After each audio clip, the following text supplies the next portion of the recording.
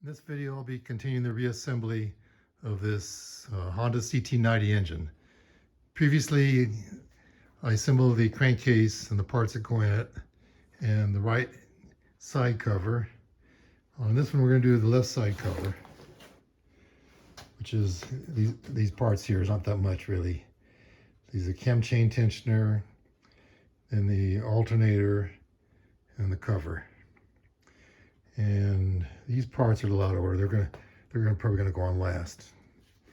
And then we'll do the next video. We'll do the cylinder head, cylinder, ignition parts.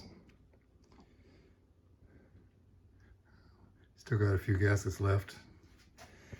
And then we'll clean up the carburetor and put the coil on and a battery and get it running.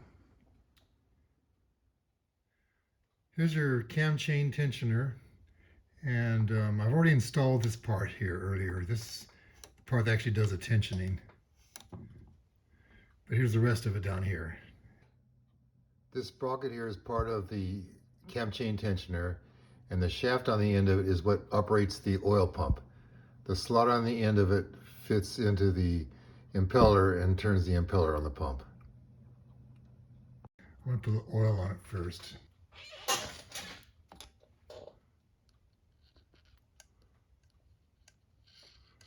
In fact, I'll oil up all these parts as I put them in. Okay. You put it in and you'll feel it slide over the oil pump. It'll kind of slide in there. If you hit it directly, you can make sure that this sprocket here is lined up with the sprocket that's on the crankshaft. Next are these parts down here, and this is the order that they go in. This little cap here goes on the end of this rod. I don't know what these things are called, but it goes in like this.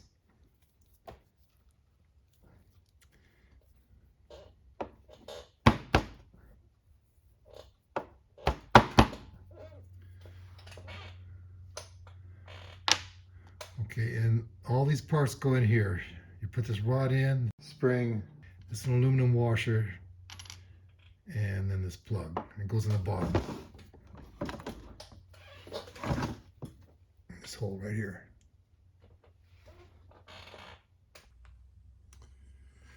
All right, next the chain goes on.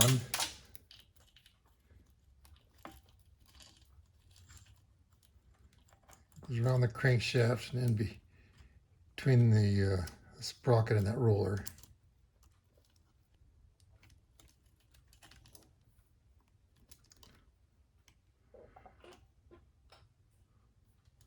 Okay, and here's the actual tensioner. It tensions like this.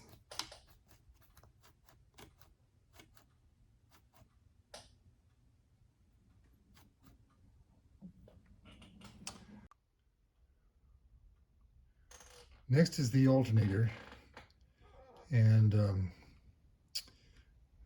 installation is pretty straightforward. So I think I'll go through a description of how it works and how to do some basic tests on it.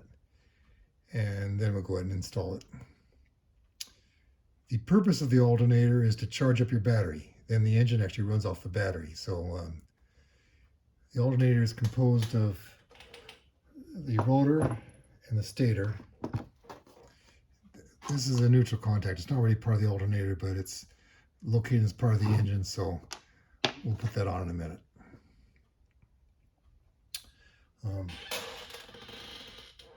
The rotor is a permanent magnet. Let's see. It's a pretty strong magnet too.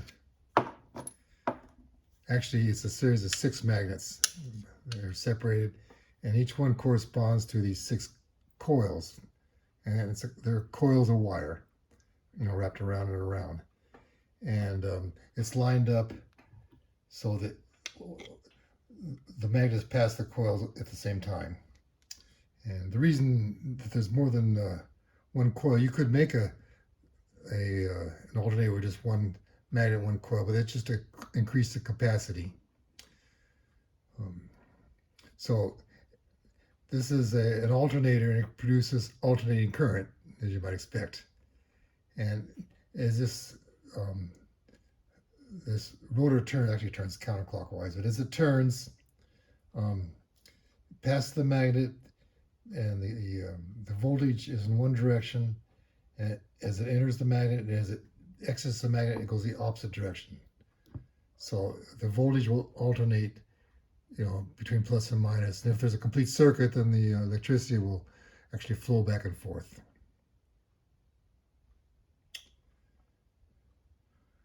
Okay. All right, there's 4 wires coming out of here.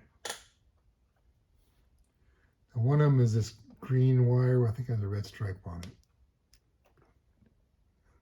Yeah, a little thin red stripe on it, I think. And it just goes through to here. This is for the neutral contact, so it's not really part of the part of the stator. It's just conveniently located here. Then we have 3 other wires that are part of the stator. We have this pink wire and the yellow wire. They're the 2 that you actually need to make the engine run. So the pink wire is connected to one end of the coil, and then the coils are wrapped around and around, and they go to the next one, they're wrapped around and around. But they're not grounded. Like on the CT90, the one end is grounded. So the pink and the yellow wire are the ones that go to the rectifier. And the rectifier, what its purpose is to convert alternating current to direct current. And the direct current is what charges your battery up. Now, there's no regulator. It's just an alternator and a rectifier. If you want to get more information about the rectifier, you can Google full wave bridge rectifier. That's the type it is. And it converts the alternating current into a pulsating direct current, and that goes to your battery. So if you connected this alternating current to the battery, it would charge it and discharge it and charge it and discharge it. That wouldn't work out too well. So you have to convert it to direct current, and then that'll charge your battery up. The engineers for Honda have figured out the reason they don't need a regulator is that on normal operating speeds, the voltage put out will be just about the right amount to keep your battery charged. And that works fine until you turn your lights on. Then you'll start draining the battery. So that's where this white wire comes in. It's connected to your light switch. When you turn your light switch on, this white wire, it connects it to the yellow wire, and the white wire is connected to more coils in the stator, so you'll get more voltage, more current going into the into your battery in order to compensate for using more on your lights. The pink wire is common to both of the stator coils, the yellow one for the ignition and the white one for the lights. Okay, I guess that in basic nutshell is how the stator works. Let's do some tests on it now. This pink wire, it goes in through here and it wraps around some of these coils. I don't think it uses all of them, part of them are for the lights. And it eventually comes back around to this yellow wire. So it should just be a continuous circuit, and it just wires, so there isn't going to be a whole lot of resistance. So you put your ohm meter on a low setting, and let's try the 200 ohms. It'll be less than that. And let me put this up a little. Okay, so when you use an ohm meter, first thing you do is you short the contacts out to make sure it's working. Okay.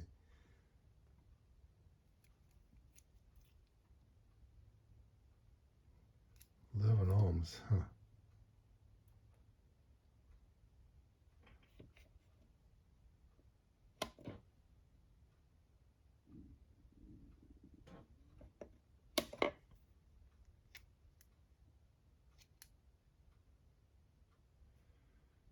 Okay, we have 1.9 ohms. That must be the these leads and maybe the meter itself. And there's There's no zero adjustment on this meter, so we'll just subtract about 2 ohms from our reading. And the yellow and the pink wire are for ignition, and we're looking to make sure it's not open. We have infinite resistance. So we have, say, 5 ohms, and the wire itself, what was that, 1 or 2 ohms? So we only have a few ohms, so we're okay on that. And also, it shouldn't be grounded, so we can check this pink wire to the ground, to the frame of the alternator, and it's still infinite, so that's good. If we got a reading here, it would be shorted. We could check the other end, but there's really no reason to because it's continuous. So it looks like it should run. And we can do the same thing on the lighting coil.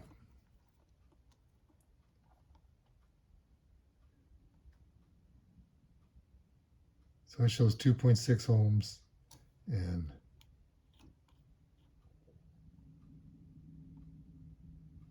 we have 1 ohm. And I just touching the meters together, so the leads together. So that's all continuous. It's not opened. And we can also check the white wire to ground. Okay, so the wires are not grounded, and they're not open. Probably going to be good. This green wire here, it just connects through to the. It just continuous wire going. You can practically see the whole thing, so there's not a whole lot to check on that. All right, that's about all I know. So let's go ahead and put it together.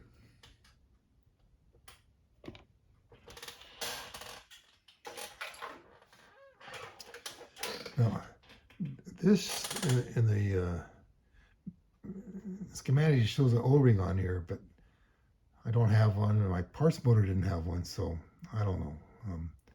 Don't really see why you'd need it, because oil's going to get in this part, it's going to get in this part.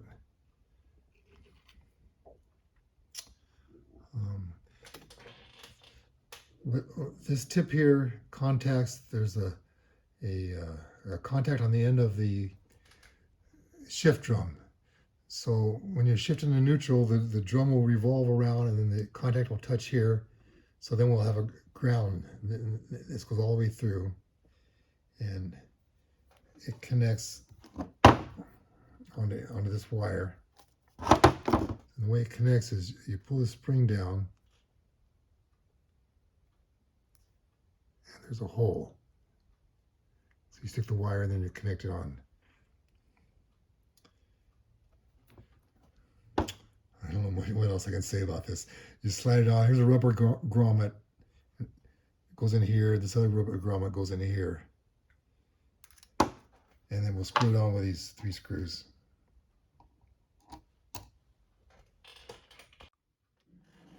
All right. Well, this time I'm going to try putting the neutral contact on here first, because it's a little bit tedious to try to put it on when the neutral contact is installed in the engine.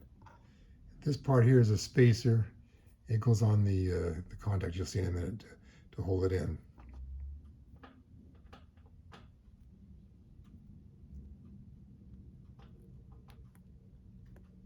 Oh yeah, that was a lot easier.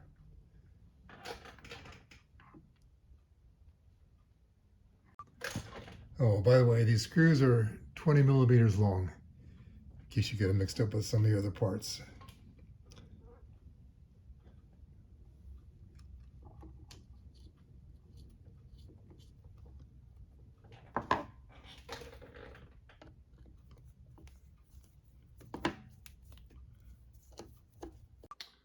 Oh darn, I just noticed I had my camera adjusted wrong.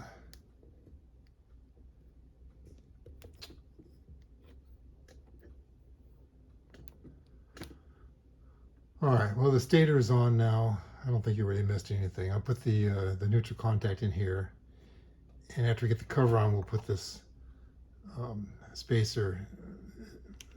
Well, we can put it on now. The cover will hold the spacer on. And next is the rotor. It'll only fit one way. And oh, there's a keyway here too. I didn't mention that. That's to keep the rotor lined up to the right position.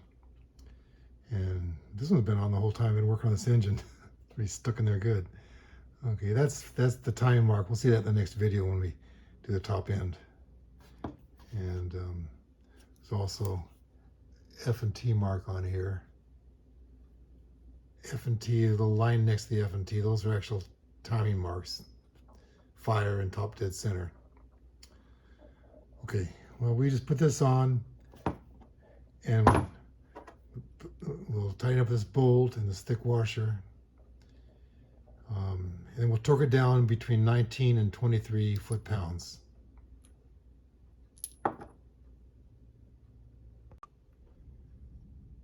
Next, we're ready to put the cover on. And before I do that, I'll put a new oil seal in here for the shift shaft. And we'll put it with these 8 screws here. One of them is 20 millimeters long, short one. It'll go up here. And there's a long one, 35 millimeters. It goes through the bottom here where the alignment dowel is. And the other 6 are 25 millimeters. Okay, I'll put that on now.